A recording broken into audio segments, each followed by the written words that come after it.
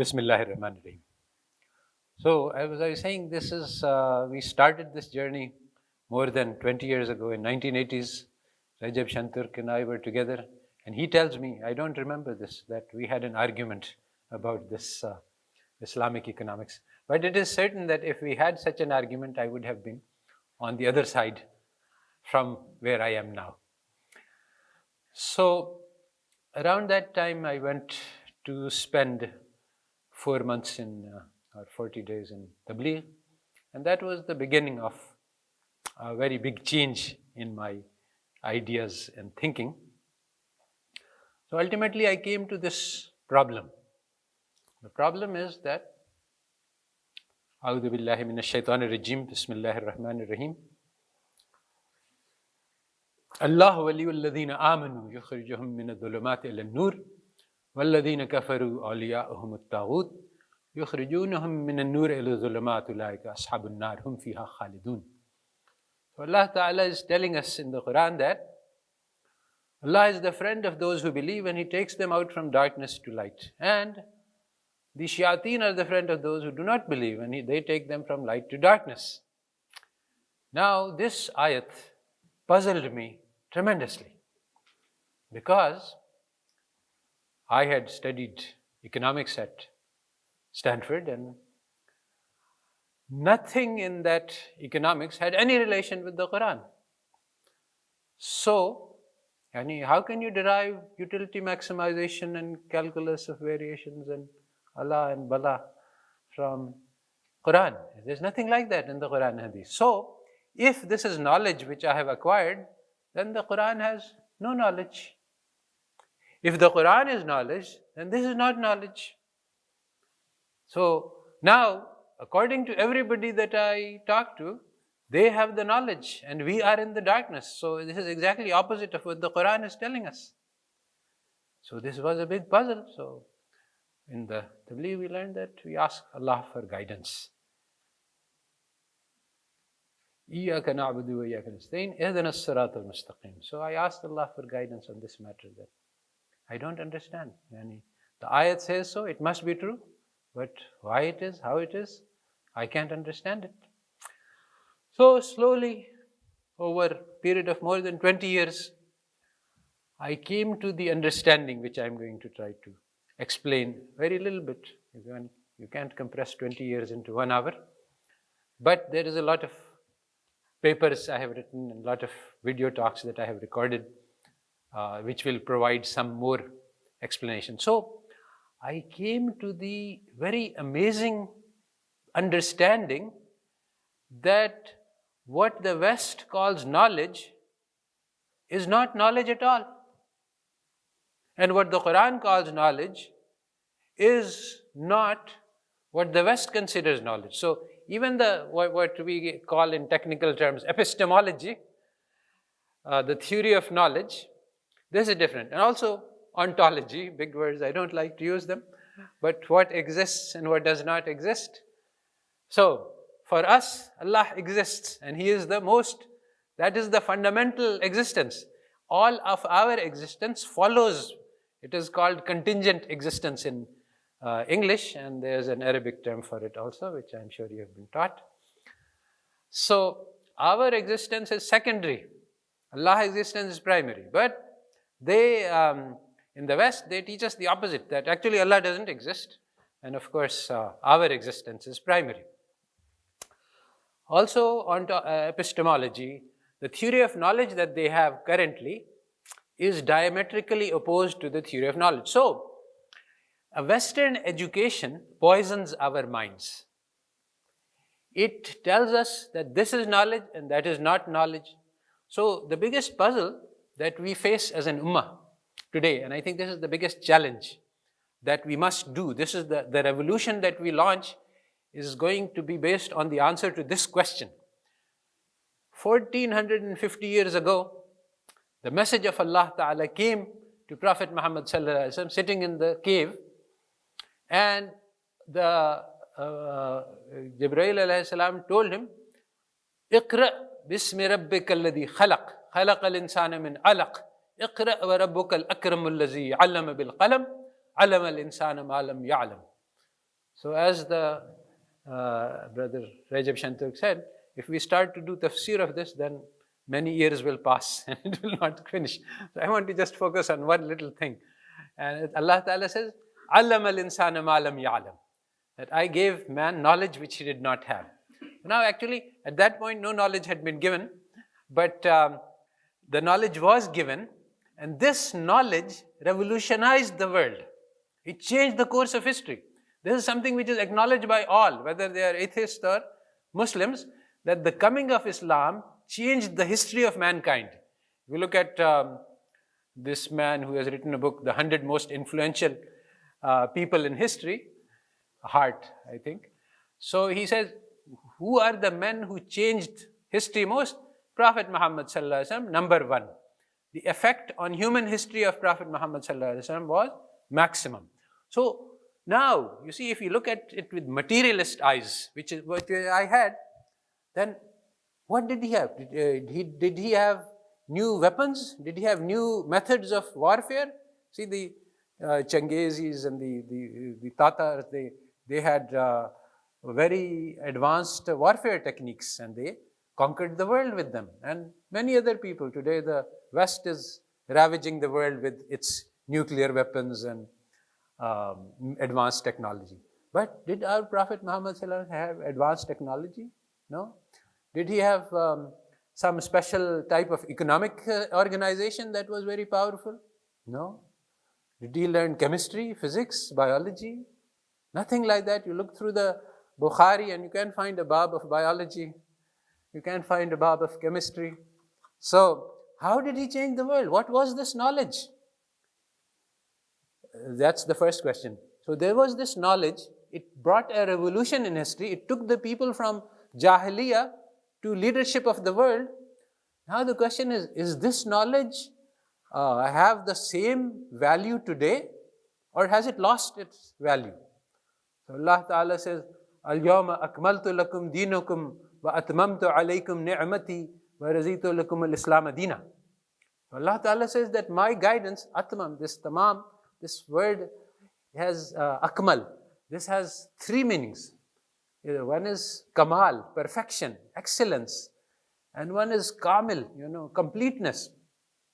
So this is complete and perfect guidance for all times. So also for today, this is complete and perfect guidance. But who doesn't believe it? The Muslims don't believe it. Today, the Muslims don't believe that the Quran has complete and perfect guidance. They say today, if we want to develop, we must go to the West. The Quran doesn't give us guidance about what to do today. Today, this is the problem that the Ibn Haldun University was founded to deliver. Today, even the ulama, the scholars, they say, okay, here's the Quran. We say, okay, tell us how to solve the monetary crisis in Turkey today. No, we don't know. So, from what you are taught in the West, you are taught, if you go to the West and you study, you take 4 years of bachelor's and another 4 years of PhD, you never hear one word of the Quran either cited or quoted. So you say that Quran is irrelevant for today's problems. If you go to the madrasa, same thing. Yani, you learn Quran and Hadith and Bukhari, but you don't learn how this Quran applies to today's problems. So then, implicitly, the message is the same. The Quran does not apply to today's problems. So this is a big, big, big, big mistake. And that is why, because we are trained in the West, we think that the theory of knowledge that we learn in the West, it says that, it tells us that the Quran is irrelevant for our problems today. And so, we cannot understand how the Quran can contain complete and perfect guidance for today. So, in order to benefit from the nur of the Quran, the first thing we must do is unpoison our minds.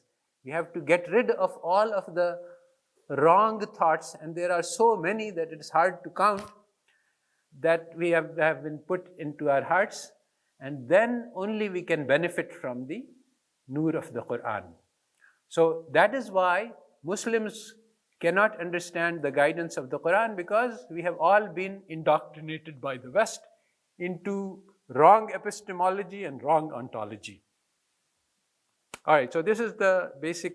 Now I would like to turn to, that's the big idea, which I have not expressed explicitly in the slides, and now I'd like to go into concrete details.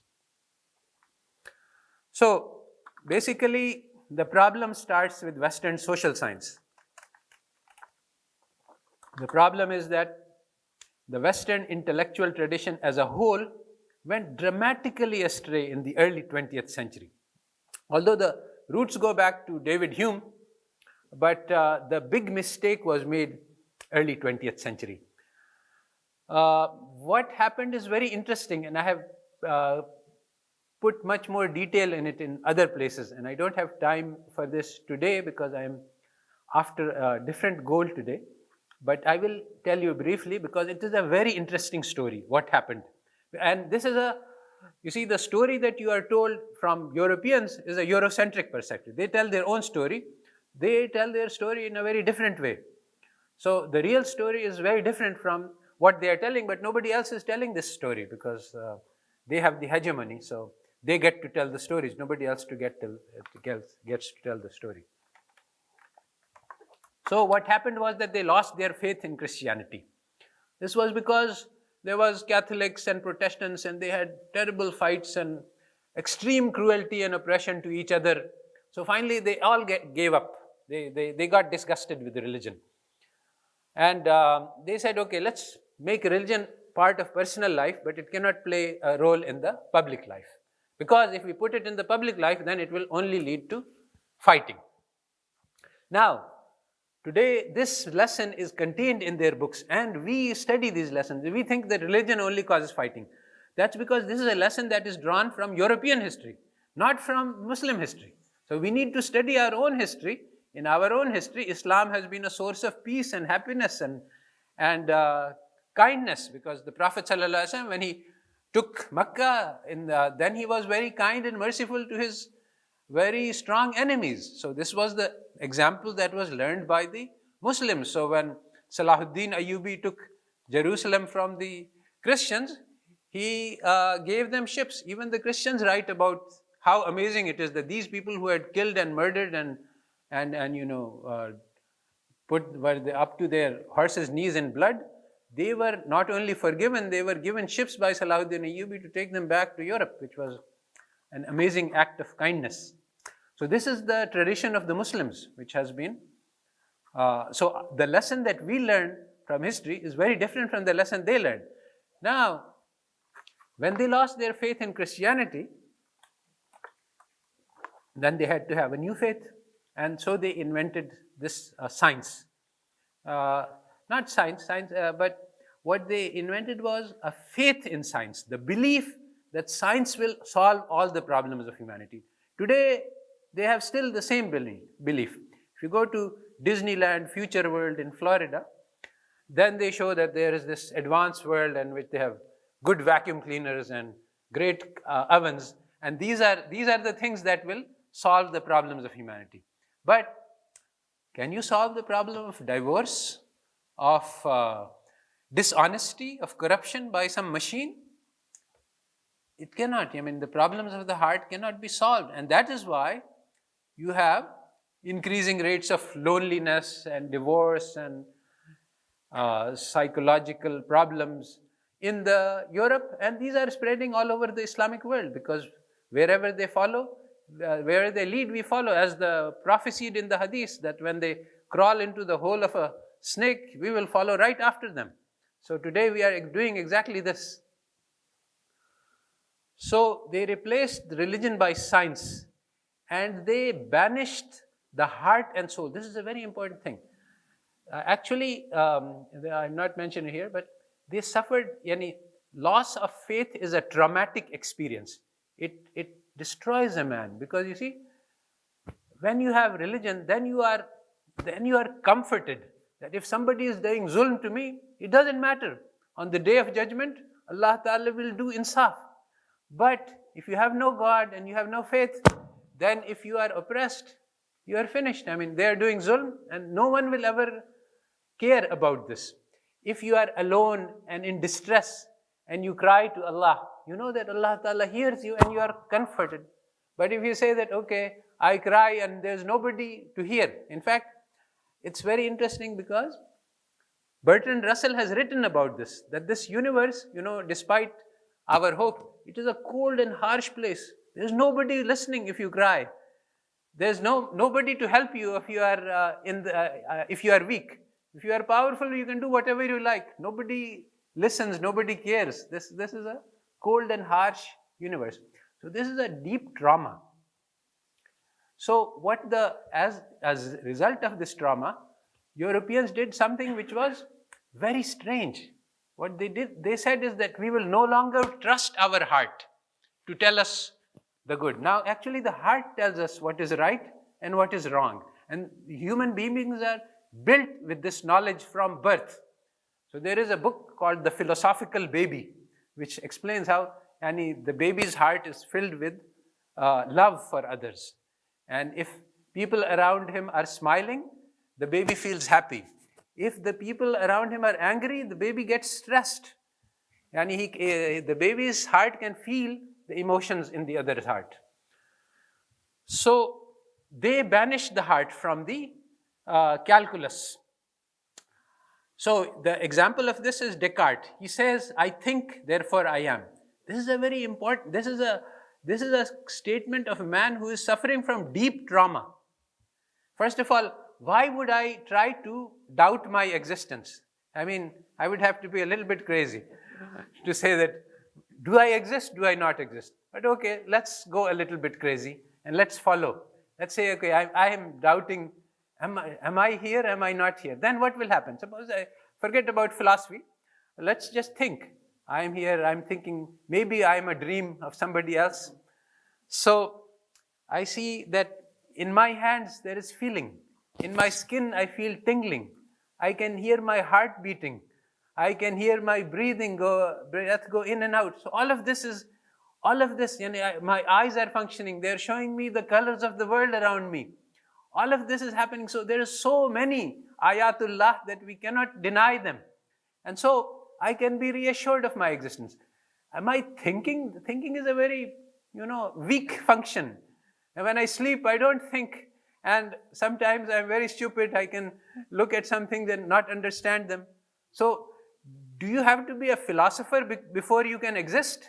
I think that babies can exist too, even though they don't have much in the way of thinking. So if it is the thinking power which makes you exist, then we are in big trouble because lots of people don't think at all. So so the question is, why does Descartes need to say, I think, therefore I am? Because he says that, okay, he says explicitly, if you go into the philosophy, that we cannot trust the heart. The heart tells us we exist. So now we have to somehow put everything on the brain. All the weight, all the pressure. So this is exactly the Homo economicus. He only has a brain. He doesn't have a heart. So the Homo economicus maximizes his profits and he doesn't care anything about anybody else. So this is the model that the economists use for all of their theory. So the whole theory is built on a very, very, very defective model of human. Now, when you don't understand what a human being is, then it is impossible to do social science. Why? What is social science? Social science is about societies. And what are societies? Societies are collections of human beings and how they interact with each other. So if you don't understand human being, you don't understand the building block of society, and then there is nothing you can do. There's no way. So all of social sciences is batil. And this is exactly what Allah Ta'ala is saying, that Allahu waliyul lazina amanu yukhrijuhum min az-zulumati ila an-nur wal-lazina kafaru awliyahum at-taghut yukhrijunahum min an-nur ila az-zulumat ulaika ashabun nar hum fiha khalidun. So they had a very good understanding of humanities prior to the 20th century, but slowly, because of this process of deification of science, they made science their religion and they lost the understanding of human beings. and they have been making progress in darkness ever since. And the world we see around us, where every day there are more millionaires and more poor people, and wars, in the 20th century there has been the maximum amount of killing of people, 50 million people killed in the World War I and World War II, and so many other damages done to humanity, which are continuing to this day. This is all because of the darkness which is at the heart of the Western social science, because they do not know. All of their social science is based on Machiavelli theories, that power is everything. You should lie, cheat, betray, terrify other people in order to get power. And all of these things which are based purely on the head and not having a heart. Because if someone has a heart, then he cannot torture the other person, because he feels the torture himself. See, when the other person, any normal human being, if you torture somebody in front of him, his heart will feel pain. And if he cannot do anything, he will be in distress, that I wish I could help him. But Machiavelli says, no, this is our job to torture others. And if we get benefit from it, we should do more of it. And this is what they do. The shock and awe strategy hurt them so much that they will not even think of responding. This was invented by the Americans and it has been applied. All right, so that's the big picture. Now, you see, Islam teaches us that how do we, there is the big picture for guidance, and you have to have a goal. The purpose of our existence is to reach the pleasure of Allah subhanahu wa ta'ala, which is another name for Jannah. So, how do we do that? For that, we have to take the next step properly. So, this is the thing that we need to do both. We need to have a big picture, and then we need to know where to put the next step. If you're looking only at the long distance goal and there's a ditch in front of you, you will fall in it. But if you're only looking at the next step, which is then you might go in any direction. So you have to simultaneously think at the global scale, internationally, universally, all humanity, and you have to look at the local scale. What can I do as a single person in my next moment? So, today we are in a certain place, in a certain historical context, and there are certain things that need to be done today. What we need to do in the big picture is to understand how the Quran gives us guidance from minute to minute. Every moment of our lives is precious. Every moment the doors of Hidayah can open if we look in the right direction. But we have to be looking. What does the economic theory tell us? Economic theory tells us that every moment our job is to maximize our pleasure. That is, today economic theory is exactly the religion of worship of the nafs. It is no different. Allah Ta'ala says in the Quran that, have you seen him who has taken his nafs as God? And he has been led completely astray and he has become blind. And this is exactly true, that if you follow your havas, your nafs, then you become blind to your own welfare, because you are grabbing after little things and you are missing the big sources of human welfare. So these are the fundamental flaws, because they don't have you see, the economic theory says that man is a consumption machine. The only thing he cares about, the purpose of human existence, according to economic theory, is to maximize the pleasure that you get from eating and drinking. I have called this the Coca-Cola theory of happiness. So, somebody who is very hot and thirsty, he drinks a cold bottle of Coke, he becomes very happy. He says, oh, now I have found the secret of life. All my life I will just drink Coca-Cola and I'll be happy all my life. So, this is ridiculous, childish and absurd, and this is the foundation of modern economic theory. So you can understand how blind the kafirin are, how seriously misled. And this is the theory on which all of the economies of the world are being run today. So we can understand how much work we have to do to explain how the Quran gives us guidance about this matter, in which they are gone completely astray. So, to come to the pragmatics, this is the big picture. What is the current situation? What is the next step? Well, in terms of the next step, the global financial crisis made clear to everybody on this planet that modern economic theory is fundamentally flawed. This makes our job much easier, because when people believe in economics as a religion, which they do, and it is the religion of the worship of the nafs, then it becomes very difficult to combat that, to change their beliefs. But now that there is widespread disenchantment, it is possible to give them a different message that, yes, that theory is wrong, and we have a solid alternative to offer.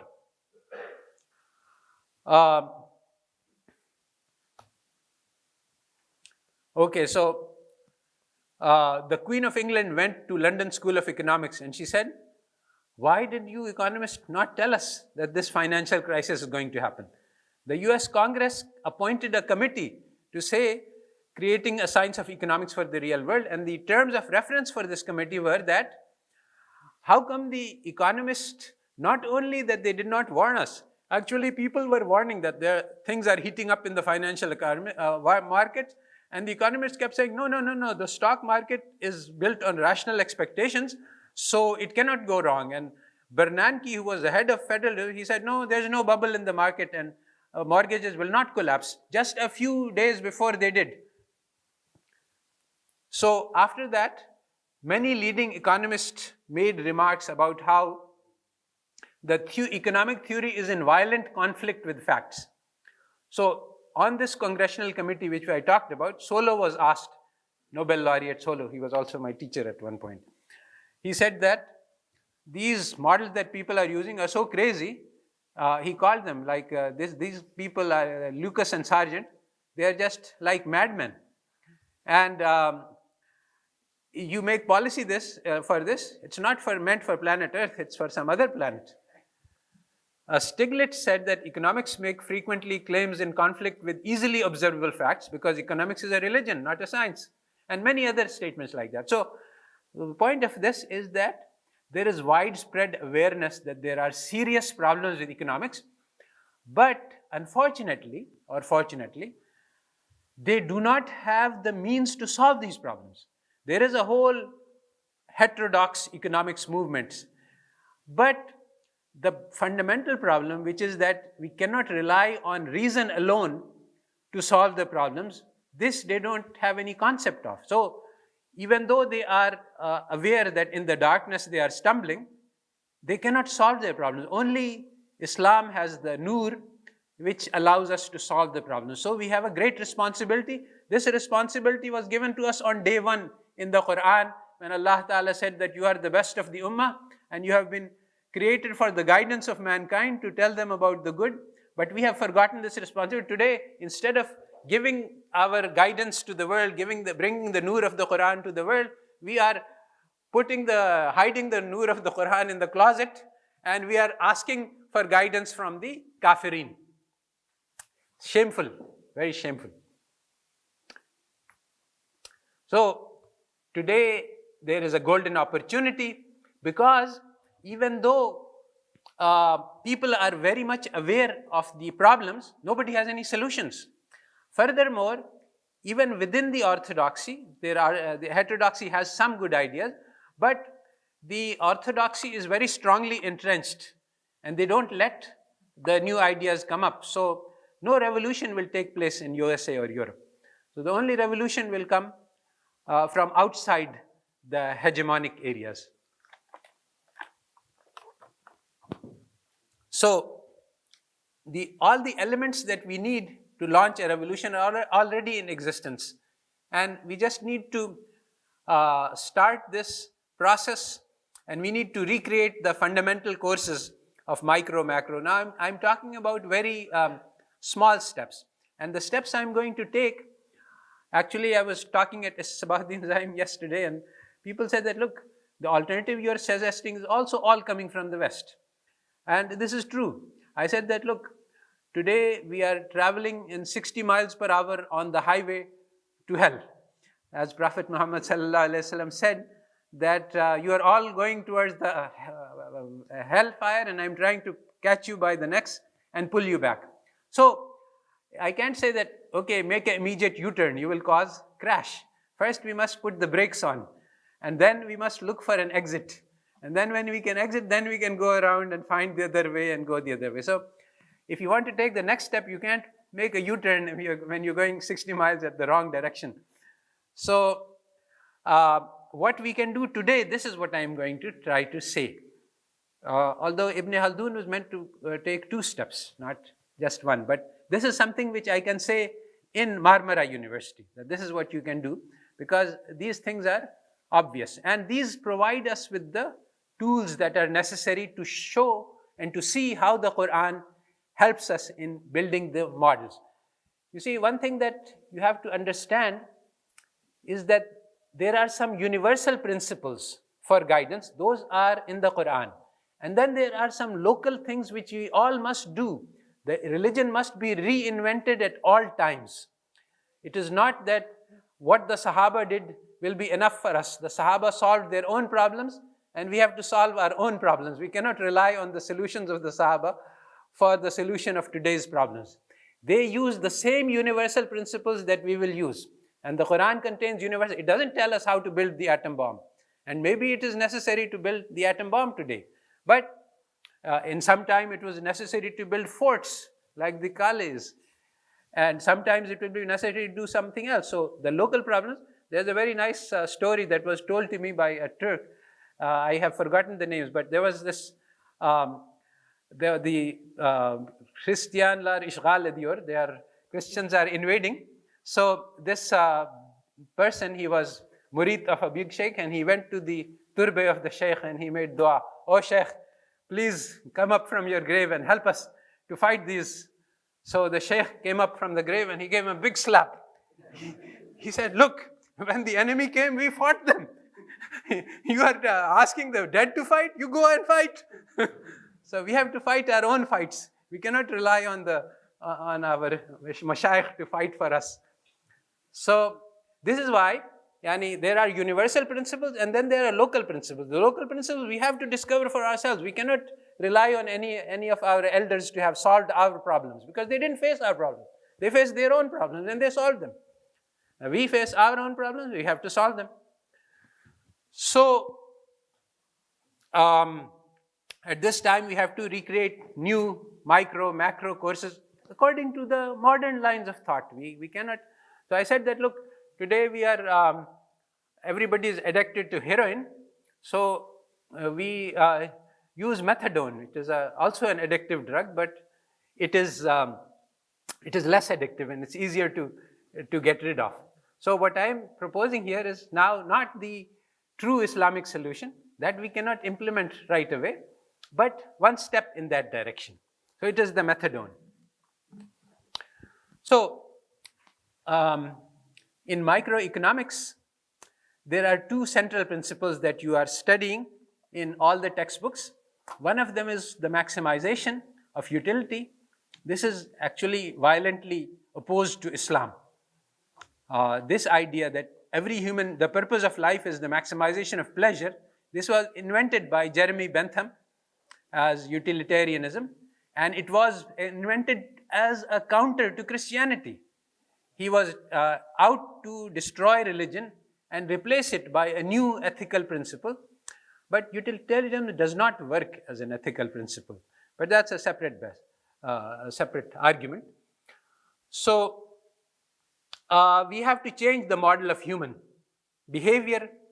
It cannot be homo economicus. We have to build a more realistic model. Now, we have the opportunity here to introduce Islamic ideas.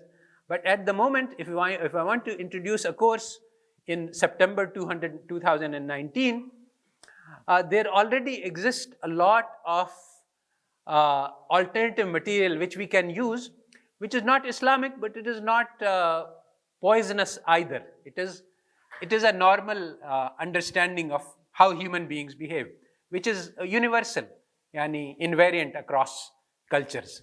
There is additional insight that we can incorporate from Islam at some point when we want to, but this is a place to start.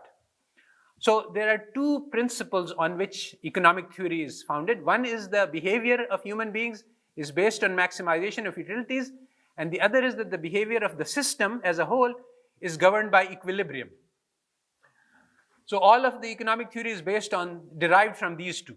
Now, just as the theory of behavior is batil, so the theory of equilibrium is also batil. This is actually based on 19th century physics. In 20th century, the engineers and the physicists discovered that in dynamic systems, the equilibria is not enough to understand the system, because basically the systems are governed by differential equations, and how they behave depends on what happens in disequilibrium, not in equilibrium. So there can be multiple equilibria. There are many different types of equilibrium. There are stable ones, critical ones, unstable ones. So we need to study disequilibrium. Now, today we have the tools for this, and the tools exist. These are called agent-based models, and you can do dynamic simulations. So today we can do these things which were not possible 30 years ago. And so these are the two tools that we can use. Instead of maximization, we look at actual human behavior, and actual human behavior is governed by head, by heart, and by soul. The soul is the desire, governs the desire. It's called nafs, and the heart is the moral agent. It looks at justice and morality and ethics and love and compassion. And the nafs is very harmful, because inna nafs ala amaratin bisu, but the nafs can be trained to be moral. So nafs can be nafsul lawwama or nafsul mutmainna. So Islam has the whole stage of spiritual progress. In Islam also we have homo economicus. If you have nafsul ammara, that is exactly homo economicus, because the nafsul ammara says that your desire is in your control, and that is exactly what economic theory is. Economic theory is the theory of nafs ammara.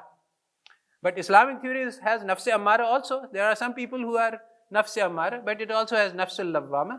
It also has nafsul mutmainna.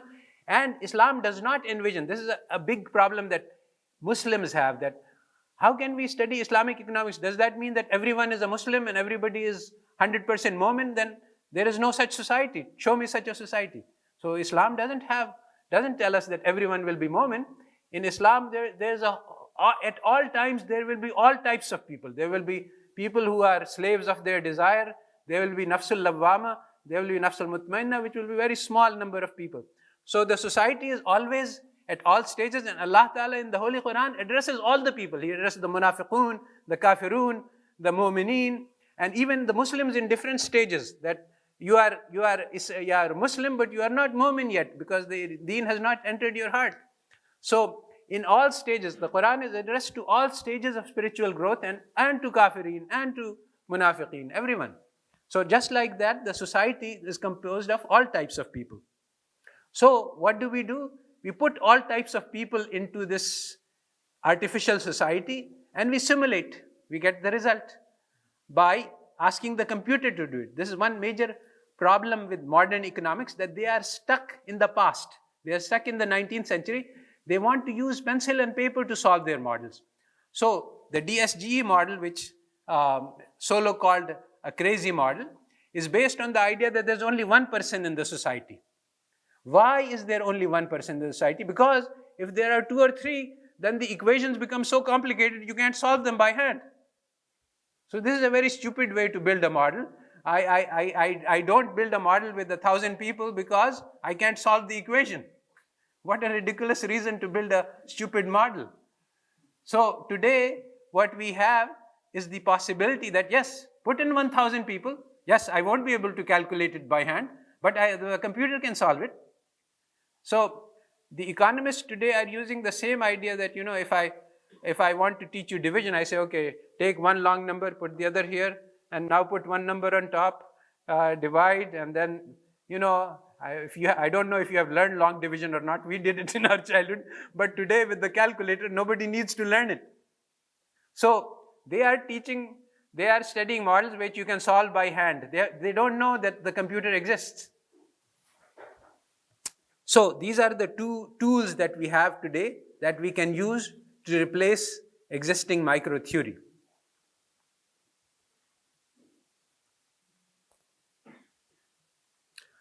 The most advanced study which they have is based on heuristics. Instead of using maximization, people use heuristics to behave. So this is an idea which economists don't accept. Instead of, you see, it's very simple. Suppose I want to go from here to Galatasaray. So there are 5 or 6 different routes that I can take. Now, one of these routes is going to be the fastest, but I don't know which one because I don't have knowledge of the future. I don't know where there will be an accident, where there will be crowding.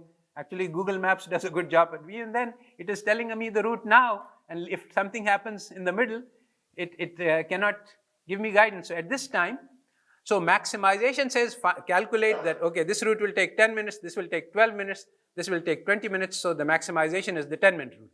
But nobody knows how much time which route will take. The knowledge that is required for maximization does not exist. So what do? Well, suppose we don't have Google Maps. We go to a branch and we see that on one side there are 10 cars, on one other side there is 1 car. We say, okay, this one seems lighter. This is a heuristic. It is not a maximizing. It's just an indication, a clue. Maybe the choice I make is wrong. Maybe later on I will run into a big crowd and this one is only a short crowd here, and after I get through, it will be free all the way. So this is what is called a heuristic. Now the economists say, no, heuristics are no good, but actually Gigerin says heuristics are all we have. And they are better than maximization behavior, because maximization, when you do, you make assumptions, and you make wrong assumptions because you don't know the results. So heuristics is practical decision making in real world where you don't have infinite amounts of knowledge. So gut feelings. So then you go back to the heart now. The heart will tell you what is the route. So sometimes this is what gut feeling is. Here you see your heuristic is telling you that this is the route, but your heart says no. Even though this route looks bad, I will take this. And the heart can be right. And often if your heart is in tune with Allah Ta'ala, then the heart will guide you even though the circumstances look different. So this is,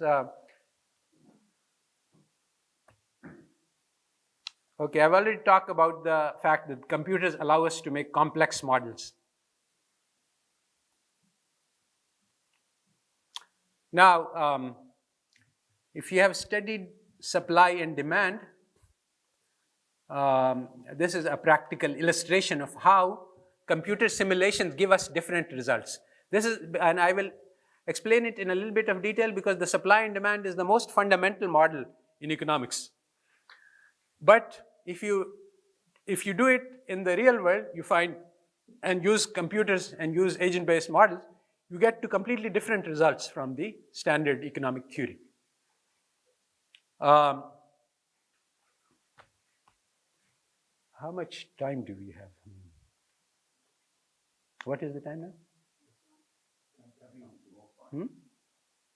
Okay. And how much time is allocated for this? Till 4 o'clock. Okay. All right. Let me skip this and get back to it later if we have time. So, how should we teach micro? I have now a set of lectures on this, and this is a pragmatic solution to modern problem. There is this site, and I start with Hill and Myatt textbook, anti-textbook of microeconomics.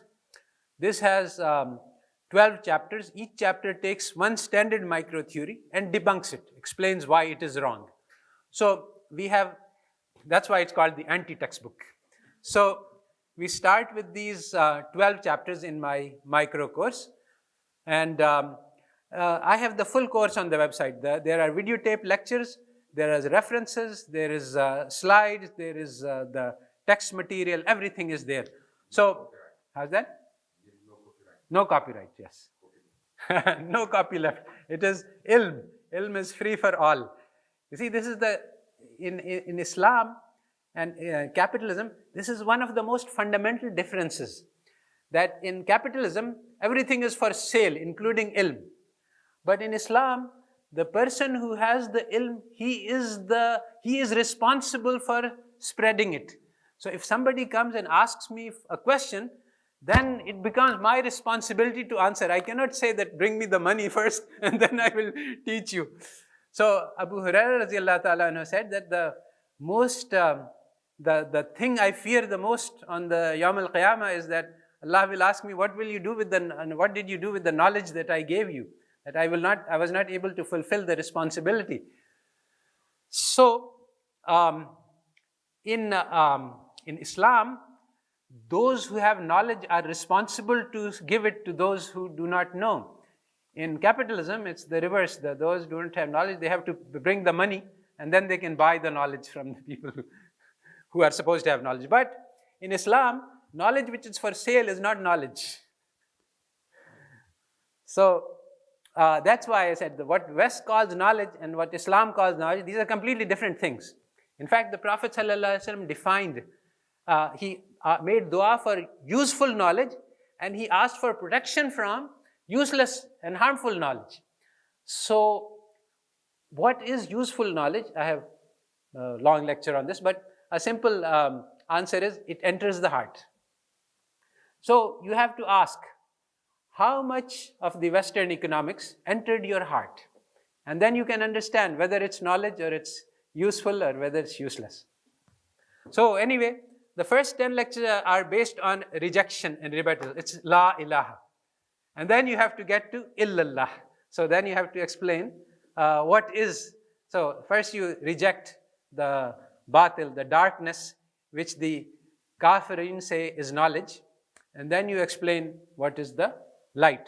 So the first thing we do is, instead of teaching micro like is done in Mankiv or Samuelson or standard textbooks, you see this is something which Brother Rajab is also very clear on. You see, what the Western education is really, it is a brainwashing, because it says this is the truth, you learn it and you believe in it, that's all. There is no evaluation. Now in Islam we don't do that. We say that here is an idea, look at it, this idea. Where did this idea come from? Is it a useful idea? Is it a harmful? Who thought of this idea first? What was the context in which this idea was thought? Who did this idea help? Who did this idea harm? So this is meta level thinking. And without that you cannot. So people say, when I talk about Islamic economics, they say, okay, the capitalists brainwash their people into believing capitalism. You are brainwashing people into believing Islam. I say, no, this is not true. We are not. We are saying, here is the Islamic idea. Evaluate it, judge it for yourself. If you like it, take it. If you don't like it, don't take it. But we are teaching people how to evaluate ideas. In the Western education, you are not taught how to evaluate ideas. Those ideas are crammed into your brain. Either you believe them and then you pass the exam, or you don't believe them and then you fail the exam. So we teach meta-economics. We don't teach economics. In our economics courses, we have to teach what this theory is, what it does. And for example, to give a very simple example, consider the marginal product of labor. Now actually this is done in anti-textbook. First you can show that this idea doesn't correspond to reality. It is not true that people earn what they produce. You can prove this in many different ways, and these are given in the textbook. Then you ask, all right, since this idea is batil, why is it being taught? When it's so easy to show that this idea is wrong. So for example, if you take a government, you see, in a government, everyone in grade 17 earns the same salary. Are they all making exactly the same contribution to society? Are they earning marginal product? Obviously not. It's very easy to see. But they're all earning the same salary. So it cannot be true. So then the question is, why is this theory being taught if it is not true? Then you get to the answer and you can find proof of this answer. that it is being taught because the capitalist theory, like all theories, is intended to justify existing institutional structures. So we have this problem in capitalist society that some people are very rich, Trump, and some people are very poor. So now one can say, like Karl Marx did, that this is highly unjust, this is because the rich are exploiting the poor. But that would not be helpful to capitalism. So the marginal product theory says that if Trump is making $1 billion, this is because he is contributing $1 billion to society. So it is justified. That is exactly the point of the marginal product theory. So now here it is. This is the idea. This is why it is there. Now it is up to you. You believe it or you don't believe it. I don't insist that you must believe this idea or you won't pass my course. So the idea is that we teach meta theory. We don't teach theory. And now, very interesting thing is meta theory is much easier to teach than theory. We were studying all that calculus and differential equations and Allah and Bala. It's very difficult. But you see, it's like the car. If I want to teach how the car works, the engine, the carburetor, the radiator, the spark plugs, the battery, it's a difficult job, long job. If I want to teach people how to drive, it's very easy. So we teach economics by explaining how it is used in the world, instead of teaching the internal details. And the conventional courses teach the internal details. So one more thing that comes into the picture, then the natural question arises that why is it true that these people, the West, they are so brilliant? They have invented rocket ships and computers, and they can cut the heart of a person and put in a new one, and they are doing biogenetics and Allah and Bala.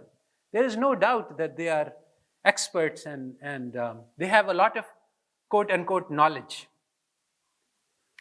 So how can somebody who is so smart be so stupid when it comes to social science? This is a genuine problem. Well, you talk about Abu Jahl.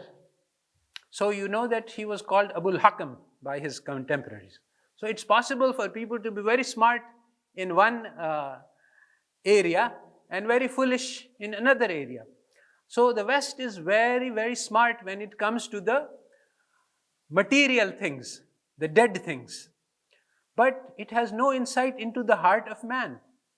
And that's almost obvious. If you look at all of the books, even the psychology books, they don't give you insight into the heart, the soul. Those things are out of the picture. When you have no concept of the heart and soul, then you cannot understand man. It's very simple. And if you cannot understand man, then you cannot have social science. So it is very easy to understand that they are completely blind when it comes to social science, and they are very smart when it comes to physical science. It's like the Dajjal, he is blind in one eye. So there is a history of thought you can cover, which shows how the West went astray in development of social sciences. And I have done this, but it's a long story, so I won't go into it here. So once we have these two tools, we have the computer simulations instead of equilibrium, and we have the actual human behavior instead of the maximization, then we can do everything. We can replace the whole, every single question that economists have examined can be re-examined. Because you see, all of their knowledge is batil. It is not that there is something good and something bad. When the foundation is wrong, then the whole building is wrong. So you can take any question at all which economists have explored and re-explore it. To give a very, very simple example, consider the problem of public goods. Now, according to economic theory, man has no social conscience at all. They all greedy, they all want only for themselves. And so, according to the economic theory, people will do free riding. They will not reveal correctly their preference for the social good. Now, experiments show this is not true. Actually, every child that is brought up, he has a selfish instinct, because human beings have these two elements. They are at the same time, they have been, Allah Ta'ala has put both of these tendencies inside every heart. As the saints used to say, Inna nafsa la'ammaratin bisu, even the prophets have the desire to do evil, and even the worst sinners have the desire to do good. So both of these tendencies are simultaneously present in every heart. So children are trained to be social. They are trained to suppress their selfish instincts, and they are told to, you share your toys, you play with the other children, and so they are socialized. So every human being is socialized. So people are ready to sacrifice for others. So this is something which the economic theory does not conceive of. So economic theory gives us completely wrong answers when it comes to public goods. And now if you have a correct theory of human behavior, you can present solutions based on cooperation. Actually, economic theory is based on two principles. There's greed at the individual level and competition at the social level. Both of these principles are wrong. And Islam offers us the alternative, generosity instead of greed and cooperation instead of competition. And we have a 1,000-year history of Islamic societies built on these two principles. And today, we have the same option. We can create society built on generosity and on cooperation. And this is an alternative which we can present to the world. Neither the orthodox nor the heterodox, nobody has anything like this in their platform. So, Islam today, as always, has the nur of guidance from Allah, and all of the humanity is in need of this nur. And we are responsible, and we are the guilty parties today, because not only we are not benefiting from the nur that Allah Ta'ala has given us, we are not doing our job, which was to spread this nur to the others. Instead, we are contributing to the darkness. All right, so that was about micro. We can consider similarly macro, and I'm going to try to be brief and wind this up so that we can do questions and answers. Basically, again, the macro theory is complete junk and garbage. There is just nothing in there that is worth saving. You see, a theory can only be understood within its historical context. Take any theory, any social theory. A social theory is, what is a social theory? You have a society, you have some historical experiences, you have a historical problem, you're trying to solve that problem, and theories are developed in the process of struggling with the social problems. So today, all of the economic theories, for example, macro theory emerged. Why did macro theory emerge? It emerged because Keynes lived through the Great Depression, and he saw that existing economic theory failed. So he designed a theory which was supposed to explain the Great Depression. So you cannot understand macroeconomics unless you understand how macroeconomics was developed as a response to the Great Depression. Similarly, for all extant theories today, you cannot analyze them in isolation from the history and the culture and the society in which they were existing. So today, macro theory is treated as a set of equations which is a universal invariant. And this makes it impossible to understand, because macro theory is actually macro theory of capitalist societies, particularly USA and Europe. It doesn't apply to Turkey. It doesn't apply to Pakistan. So we have to reintroduce historical context. And I'm going to, there is a lot of material that is available. And if you look at the historical context, you get a lot of insights.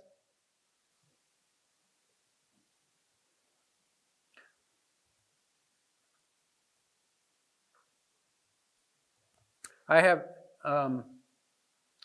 okay, I'm going to just skip there. As I said, in macro also, I have a full set of lectures, 25 lectures. Macro 1, this semester I'm going to teach the Macro 2 course. So by the end of this semester, we will have 2 semesters of work. So what should be our pedagogical goals? in teaching macro. In teaching macro, we should try to teach our students to understand the history of 20th century and 21st century macro events. We start with the Great Depression because that was what led to the invention of macro. What was the Great Depression?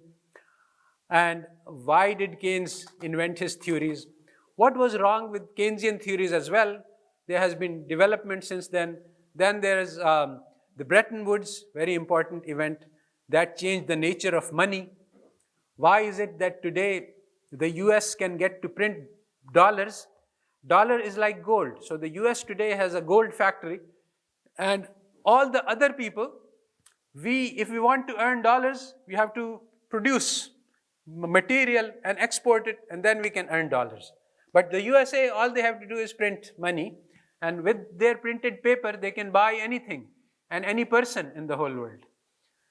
So this is very important to understand. But current macro theory does not teach this at all. In fact, it teaches the opposite. It teaches that money is a veil, and you have to get rid of money in order to understand the reality, which is exactly the opposite of the truth. So when we study macro, we have to link it to reality. We have to try to understand the real world, and this can be done, but not via conventional macro courses.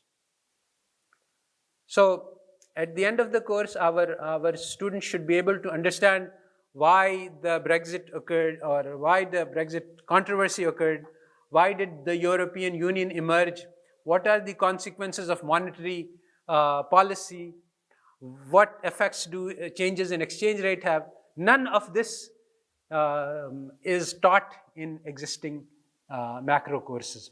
None of this is taught. This is very surprising to non-economists, because non-economists think that that is what economists would be studying naturally. But in fact, this comes from the deification of science. Economists study universal laws. There was a battle of methodologies which took place in the 1890s called method and strike, in which previously economists used to study history and qualitative events. But they said that no, from now on we'll study science, only universal laws, mathematical, quantifiable. And so today they only study mathematics and they don't study reality. So you see, they are looking for a law which applies across time and place, is the same in all cultures and the same in all continents, same across time. So if you say what happened in Bretton Woods, there is no law. That's a particular historical event, so you can't study it according to the scientific theory. So that's why there's a whole book called How Economics Forgot History by Jeffrey Hodgson, which discusses the method and strike and how it had the impact that the economists no longer study history. Okay, what about econometrics? That seems the most solid, you see. But it's completely bogus. It is exactly like somebody said, you see, the Fir'aun, he brought all of these magicians and they cast their sticks, and even Musa alayhi salam was afraid of all of these snakes. And then he cast his, Allah Ta'ala says, don't be afraid, just throw your stick. So it's all this econometrics, it's all an illusion. It is ghurur, as the Quran says. So using any data, you can prove anything you like using current econometric techniques. It's very easy, because basically it came to this ontology and epistemology according to the positivist epistemology, which is at the heart of both econometrics and economics. Only the things which can be seen matter, and only the things which can be seen exist. If something is unseen, it doesn't exist in the simple methodology. And in the more sophisticated versions, they say that it may exist, but we can never know it, so it doesn't matter. So Allah Ta'ala starts the Holy Quran with Alif Lam Mim Zalikal Kitabu La Rayba Fih Hudal Muttaqin Allazina Yu'minuna Bil Ghaib. These people believe in the unseen. Now, the positivism, it is about Allazina Yunkiruna Bil Ghaib. They deny the unseen. So econometrics is exactly like that. You have these numbers, you do your analysis, because the numbers are what we see. What is behind the numbers is the reality, but the reality is always is what matters. The numbers do not matter. But the economists tell you the opposite thing, that the numbers matter and the reality does not matter. So, to give a very simple example, today we have tens, 20s, hundreds of theses on the object of what does foreign direct investment do to GNP. So what do? They take the data series of GNP, they take the data series of DPI, they run a regression. Ridiculous. So if you want to learn what does FDI do, then you have to go and say who invested in Turkey or in Pakistan. So McDonald's came in and they opened their branches. So what was the impact of this? Well, people's tastes changed to some extent. You have to analyze the particular, the concrete, the real, and then you can analyze. You can't do it by studying the numbers alone. Since this is my own subject, so in real econometrics, I say that look at the data alone. You see, if I'm sure you have all studied econometrics, or those who in economics have, and the book starts by, these are the assumptions of the regression model. They make 5 assumptions. All 5 are wrong. So now, how can you get good results out of making wrong assumptions? Why do they make these wrong assumptions? Because you can only do analysis if these assumptions are right. If these assumptions are right, then you are stuck. You don't have any tools that you can apply. So it's basically a question of, to a man with a hammer, everything looks like a nail. You just have to hit it with your hammer because you don't have anything else. That's your tool. So now we have an option. What we need to do is to just look at data. And this is now possible with the help of computers. This is a new field which is called data visualization. There's a lot of work on it. Basically, looking at the data is all you can do because everything else you add to the data is wrong. So, but looking at the data gives you a lot of insight if you can do it properly. So this data visualization, we have made this a core course in our econometrics program. Once you look at the data, you find patterns in it, then you go to the real world to see why this pattern is there. So this is what David Friedman, who had a similar intellectual trajectory, he also started out by studying formal statistical methods, and then he realized that these are wrong and we need to go to the data. So he wrote a book which was a path-breaking book called Statistics, just Statistics. And the interesting thing about this book is there's not even one single mathematical formula inside this book. Even though he was a very advanced mathematician in his own time. But then he said that this mathematics leads you astray. So I will write a book in which there is no mathematics. It teaches people how to think about numbers without getting them trapped by mathematical formula. So you have to focus on the qualitative and the non-measurable aspects. So I have developed, because this is my own subject, I have developed several courses which go along these lines. The first lecture of my Intro Stats and Islamic Approach is all about, this title is shocking, Introduction to Statistics and Islamic Approach, because people think, what do numbers have to do with Islam? So the first lecture is all about just this one question. How can Islamic approach, yani 2 + 2 = 4, what does Islam have to say about this? So this is not like that. The appearances are deceiving. So the first lecture explains what Islam has to do with statistics, and I have another lecture what Islam has to do with econometrics and so on. But basically, the Islamic approach to education is 100% opposite of Western approach.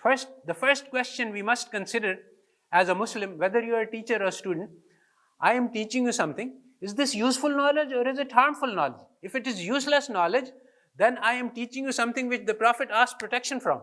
So this is guna. So I must be sure that what I am teaching is useful knowledge. But how do I know whether this is useful? Today, because we haven't studied the Islamic teachings, we don't even know how to differentiate between useful and useless knowledge.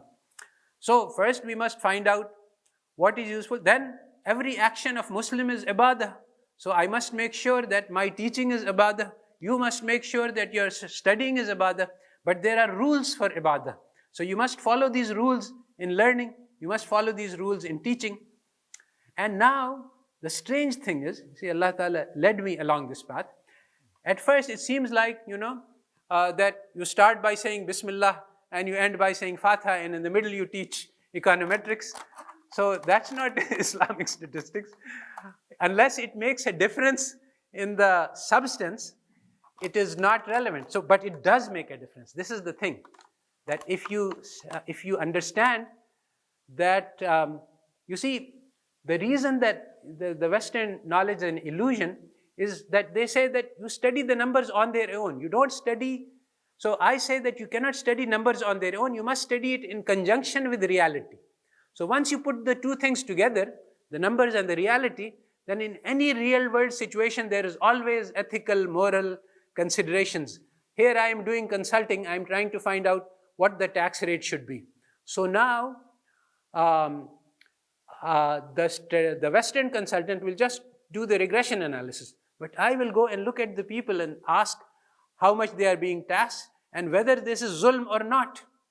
And if this is zulm, then I will refuse to do the consultancy. I will say, no, I cannot help you to increase your tax rates because these people are...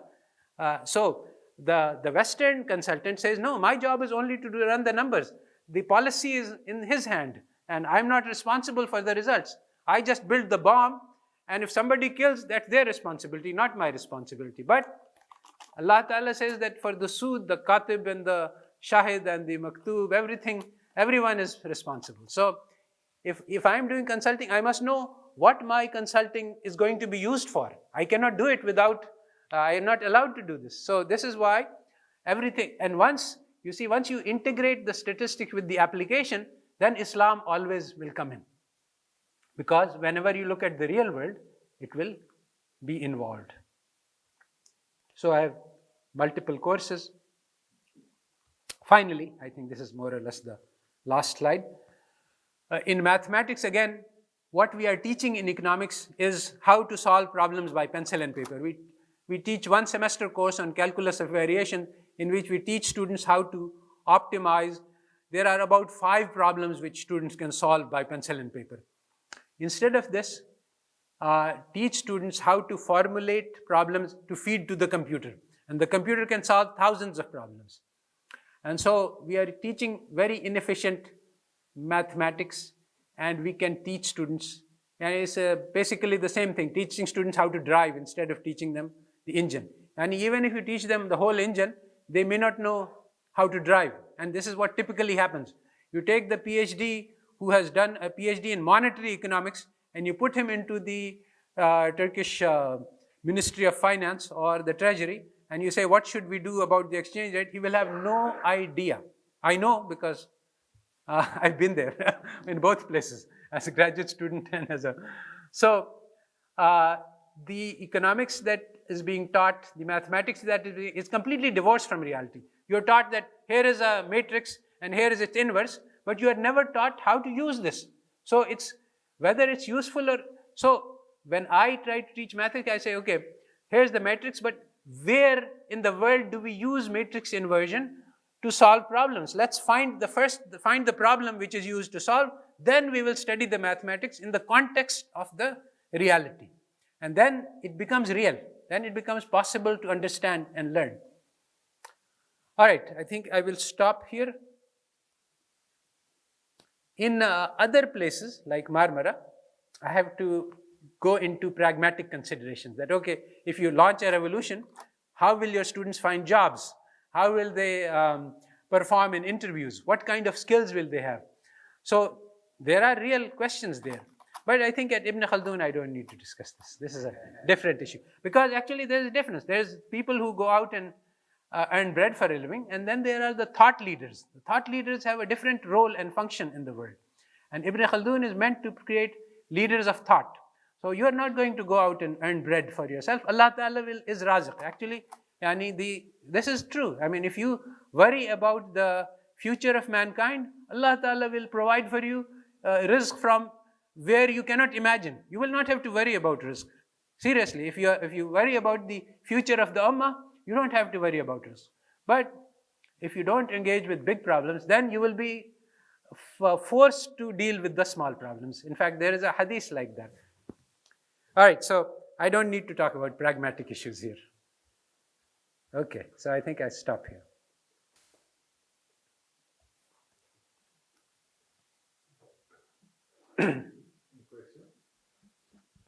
Yes. Assalamu alaikum. My name is Shahwar.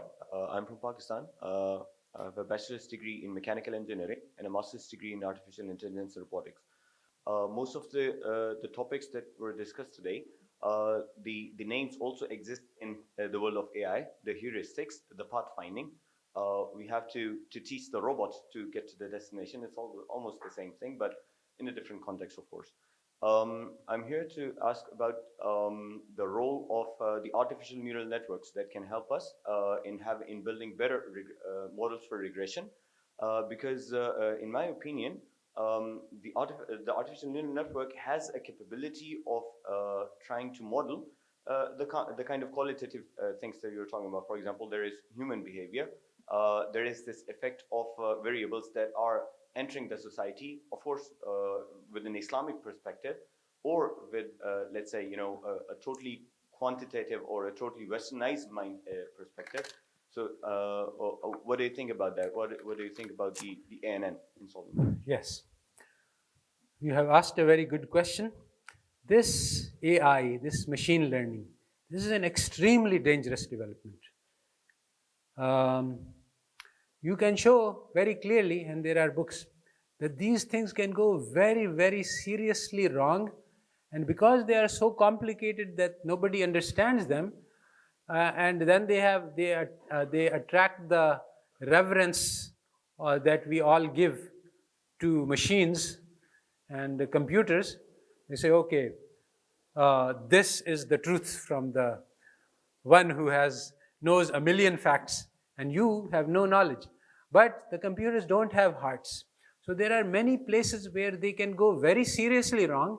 And once for neural networks also. So they are clues, but if we allow them to become our masters, they will actually destroy us. Because, you see, there is potential within a human being which is not visible. See, if you have this person who made 100 murders, and then he went to the mashayikh and he asked, is my tawbah acceptable? So the shaykh said, if you do the data analysis, you do the machine learning, there is no possibility for change. 100 murders, how can he change? No. So there's no possibility for you. So he killed him. Also, he made it 101. Maybe I think it was 99 and he made it 100. Then he went to a big sheikh, so it is said. But I think this sheikh also heard this story. So he said, then of course there is a possibility for you. So he said that there is this city in which there are Abid and Zahid people, and you go and join them and spend the rest of your life in Zuhud, and you will. So, you see, the machine learning cannot show you possibilities which have not been experienced. Now, let me tell you you see, we have all been trained, I was also trained, to live in a deterministic and mechanical Newtonian world. So, the past determines the future. Now, I would like you to imagine, as a thought experiment, this has very strong relation to the question you asked me. Let's think of thought experiment, the opposite of the deterministic world. So, now I want you to imagine with me, this moment is unique. There has never been a moment like this ever in the history of mankind. So, experience is irrelevant. In fact, experience is misleading. If I try to find, in this moment, Allah Ta'ala has opened door which never opened before. So, how will I recognize this door? Only if I'm looking at this moment. If I get distracted by the past, then I will miss this, because this door never existed in the past. So, all my experience is just useless. So, how can I see this door which is open only for this time and will close in a second.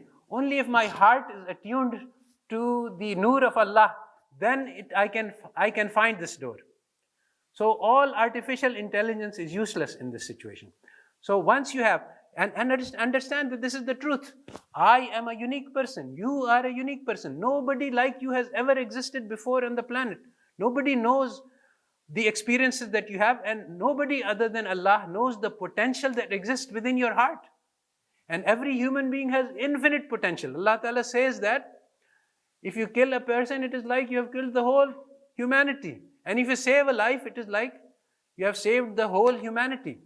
And in another surah, Surah Shu'ara, Allah Ta'ala is complaining about the Shu'ara that they exaggerate a lot. This means that Allah Ta'ala is not exaggerating here. He is describing the truth. That just like you see the seed, it has the potential to become 1,000 trees. So the potential in that seed is infinite. So the heart of every human being is the seed of ma'rifatullah. And the one who is arif, he has a value beyond all of humanity. So this potential exists. How can we realize this potential? Machine learning is not going to take us there. So thank you. Actually, this leads to one small little question from me. This thing that I had in mind, we are trained to look at the world as being deterministic, and there has been, historically there has been arguments about the world being deterministic or not. Alhamdulillah, at least I'm on the same page as you. But do you have a plan in teaching, like opening up the mind as to think of the world as not being deterministic, being stochastic, and to think like that, like the thought? I do not have such a plan, but Islam has all the relevant and required teachings for this purpose. And it is part of our intellectual tradition, which we have forgotten and devalued because of our Western training, which is empiricist and positivist. So once you are fit with these dark glasses, then you cannot see the light. So only after you take off the positivist glasses, then you can understand the brilliance of our scholarly tradition. So today, it's all sitting in the dust, in books, gathering dust, which nobody reads. Yes. Thank you very much. It was a very thought-provoking talk. My mind was just traveling in different oceans. Thank you. In your presentation, when you were criticizing this maximization principle, you talked about the economics is a kind of science of nefs emmare. Yes. And you said, can you a little elaborate on this idea that we need to use computers if the majority of the population is in the level of nefs ammare, then the science of economics is doing well. There is no problem.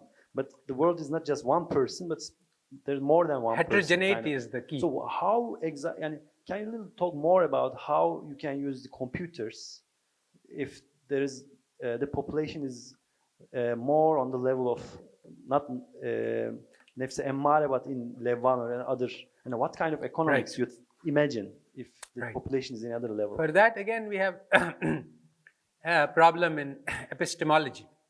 Islam is very much about process and not about outcomes. So we don't want to describe the world, we want to change it. So how can we change the world? Changing the world doesn't necessarily depend on understanding it. You see, if you consider the malaria, then you can understand everything. Here is the Anopheles mosquito, and there's the larva, and this is what it goes, and this is what it does. You can understand everything, but not understand how to cure. And how do you cure? You go to the tree and you get the bark of it, and it has this quinine in it, you feed it. No relation between mosquito and larva and Allah and Bala. And so the question of how do we, the question that we face is, okay, people have nafs ammara and shaitan is giving his dawah, and the nafs is giving his dawah, and the culture as a whole and social media. So the question is, what can I do to fight against this?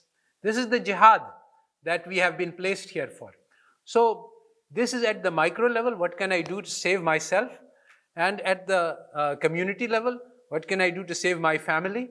And then at the larger level, what can I do to protect my community? And at the larger level, what can I do to protect the ummah?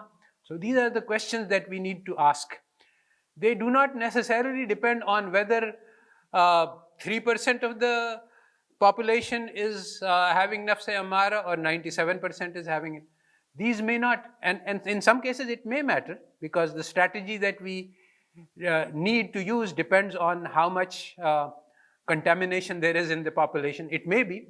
So these are the questions that we need to ask, but we need to ask, you see, the standard theory of science tells us that we just observe as neutral and detached observers, and we just describe. Islam does not allow us to be neutral bystanders. It says that if you see something bad, then you should change it with your hand. So we cannot stand as detached observers. We have to go and intervene. And then it also says, وَالَّذِينَ جَاهَدُوا فِينَا لَنَهْدِيَنَّهُمْ سُبُلَنَا. If you go and try to change the world, then you will be given the knowledge in the process of your jihad. So this is a very dynamic kind of knowledge. So we don't go and study the world as a detached observer, how many of this type, what of this type. We go and say, okay, I am a little person, and I have been given a little job. Let me see how I can do it the best. There is this very wonderful parable of the Sufia, that there is this little bird, Ibrahim alayhi salam is burning in the flames, and little bird is carrying one drop of its water in its mouth. So the other birds mock it, that what are you doing? Have you seen this flame? It's so huge, and you are so small, and you are carrying one drop of water. What effect will that have? So the bird says that on the Yawm al-Qiyamah, Allah Ta'ala will ask me that my Khalil was burning in the fire, what were you doing? So I'll say I was doing whatever I could. So that's the way that it happens. If everybody carries one drop of water, the whole fire will go out. And so I'm not saying that knowledge is not necessary, but the relevant knowledge, what we need to have to solve the problem, is very specialized. It's not all sorts of knowledge. That's why we have useful knowledge and useless knowledge. Because once you have a purpose, then knowledge is useful if it helps you to achieve that purpose. And it's useless if it's not helping you achieve the purpose. But in the Western conception, life itself is meaningless. There is no purpose to life. So once you have no purpose, then all knowledge is the same, whether it's harmful, useful, because useful always means useful for some purpose. If there's no purpose, then there's nothing which is useless and nothing which is useful. Yes? So, how do you talk like this? Is it okay? Does it work? Yeah. Okay, so, I want to, I think we're kind of getting at this, but what is the dividing line between the moral, social guidance of the society and the mathematical models that you use to help create a better economy? And I'll give two examples, like in the context of America and Pakistan. In America, somebody could work for a corporation, make a lot of money, but once they have that money, what do they do with that money?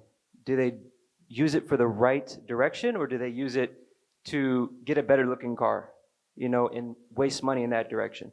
In the context of Pakistan, perhaps people want to do something, but when it gets to organizing community and doing something, somebody else will do it. Somebody else will clean the pollution in our village. Somebody else will do this, So at what point do you use the mathematical models in all of this to try to create a better economy? At what point is it upon the people, upon the society, upon the tradition of the culture of the people there to actually get up and do something for themselves?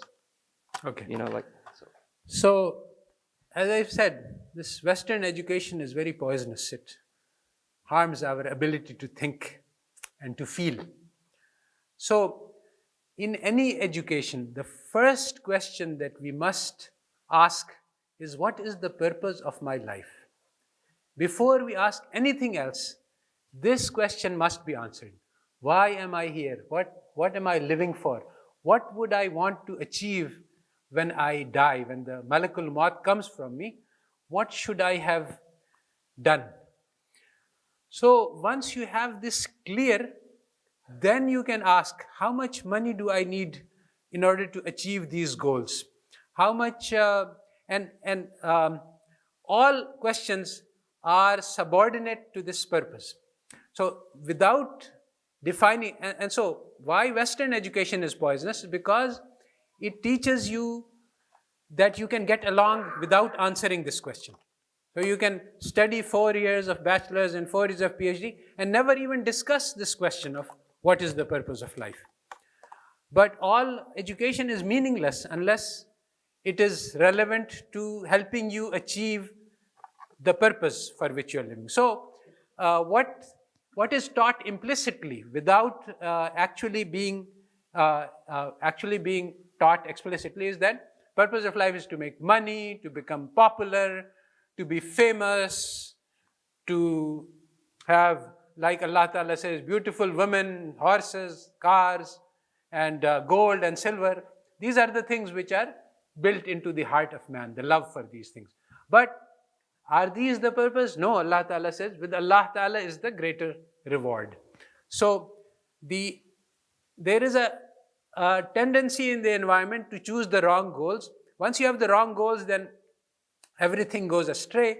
So the fixing of the purpose of life, this is one of the major parts of the training of Islam, because our heart is inclined towards evil, but it can also be trained to be inclined towards the good.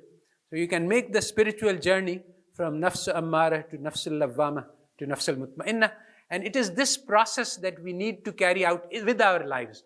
So once you understand this, then at this moment, what do I need to do to improve as a person? How can I move to the next stage?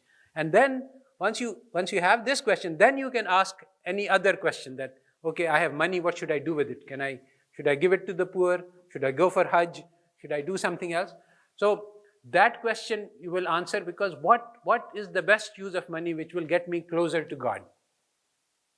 So once you have purpose, then all other questions can be answered. Without purpose, you can give no answer to any question. Yes?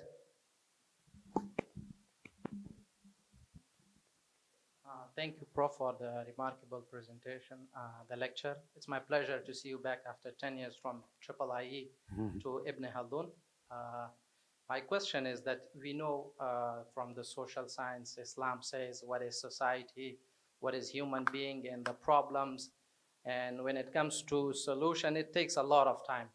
But my question is that how we can use this economic model to Islamize the knowledge. Yeah. All right, so you see, this is the thing, that in Islam, nothing takes a lot of time. The solution is in this moment. You see, that's what process versus outcome. And this is a very big problem, because Muslims have also started to think in terms of outcomes. So they say, okay, we are doing jihad and making struggle, and it's not succeeding, Khilafah is not coming back, and the Muslim muashara is... So Allah Ta'ala didn't ask us to bring back the Khilafah. He says, what did you do? La yukallifullah nafsan illa wus'aha. So if I am doing the best that I can, like that little bird, then I have done all that is required of me. So whether or not the success does not lie in the long term. Success lies in this minute. In this minute, if I can recognize the amr of Allah and I can fulfill it, then I have achieved success in this moment. And if this moment I fail to recognize the amr of Allah and I follow my desire, like the economic theory tells you, then I have failed the test in this minute. So every minute we are in a test, and every minute we can fail or succeed. What happens in the long run is in the hands of Allah alone. Allah Ta'ala says to the Prophet Muhammad ﷺ that guidance is not in your hands. And the Prophet ﷺ was given the responsibility for the guidance for all of mankind, but the outcome was not in his hands. The outcome was only with Allah. But the process, carrying out the dawah, he was responsible for. Yes, in the back.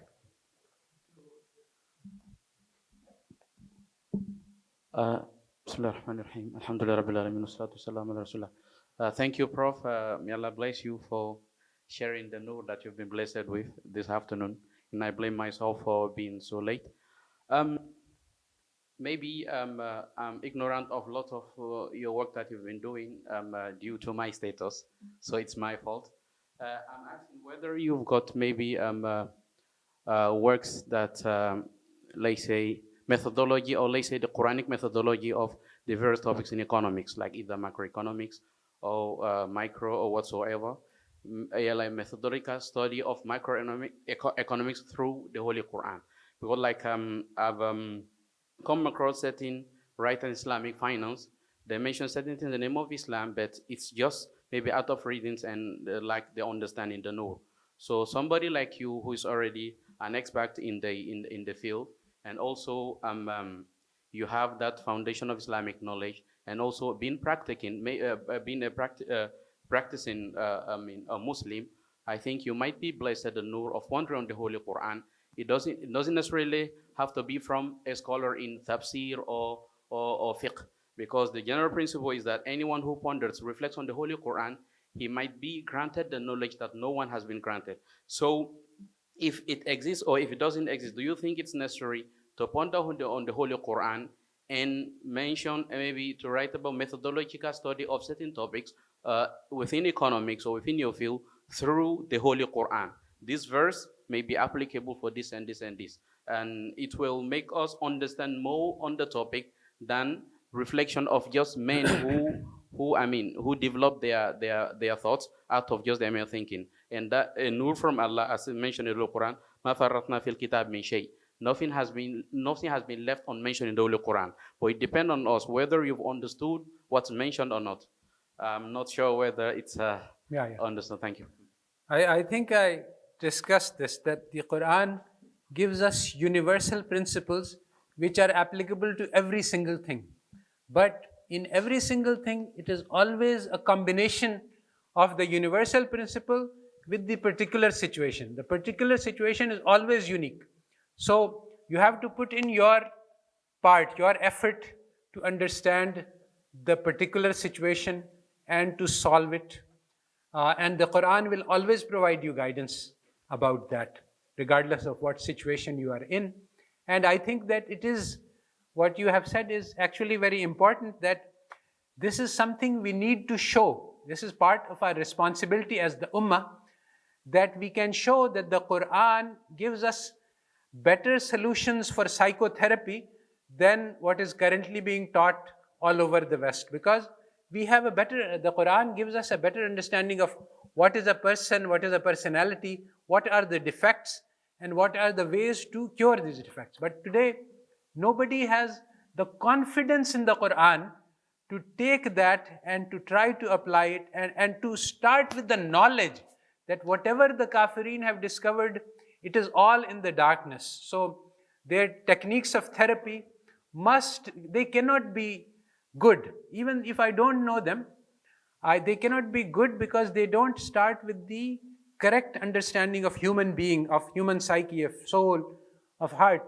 And so by using the principles of Islam, I can do a better job in psychotherapy, in politics, in economics. So once you have the confidence, then you will take the Quran and you will try to apply it. But it will not come automatically. As I said, the Sahaba, when they went into Iran, they faced situations which they had never seen before. And they had the knowledge of the Quran, and they used it to come up with new solutions. So today, we are also in a completely new world. And so the particulars are new. The universal laws are universally valid. So we have trust and confidence in Allah. This is what tawakkul means. And we look to the Quran and we make dua for guidance, and then we apply, and Allah Ta'ala will give us the solutions that we need for today. But this is something we do need to demonstrate to the world, yes, that the Quran has the solutions to all the problems facing mankind today. Yes. I have two questions, if you would permit me. The first question is that, thank you. The first question is that your ideas come from a religious perspective. Now, economics before the 18th century was also linked to political economy, philosophy, and morality. But toward the end of the 18th century, economics was decoupled from these things and became a distinct entity. Now, how sure are you, given that economics developed out of a rebellion against religion, how sure are you that these ideas you are presenting would be acceptable to people in the field of economics? This is the first question I want to ask. And whether you have presented your ideas to the non-Muslim world. The second question is, aside your school in Pakistan, do you collaborate with other universities where your ideas can be taught to students? For instance, Ibn Haldun here, probably. Yeah, basically that's what I want to Right. My ideas will not be acceptable to economists. So, how's that? If you don't expect that your ideas will be accepted, so Yes. why do you try? You see, in some situations, revolutions can be created from the inside. There's this famous category. There's voice dissent. Anyway, the point is that this revolution will have to come from the outside. It cannot be carried out from within the citadel. They are too firmly entrenched in their beliefs. We create a new model and we create successful methods and people will follow us. We don't have to convince the economists. It's like, you see, if you want to convert people to Islam, you don't start with the Pope and the priests. You start with the ordinary people who have doubts. And now, the ordinary people are in very much doubt about economics because they have seen the failure of economics. So, ordinary people are willing to listen to us. The economists are only the last people to convert. The Quraysh were the last people to convert to Islam. So, they will get there eventually, but that's not our target, to convince the economists. And as far as collaboration, why am I here? Yeah.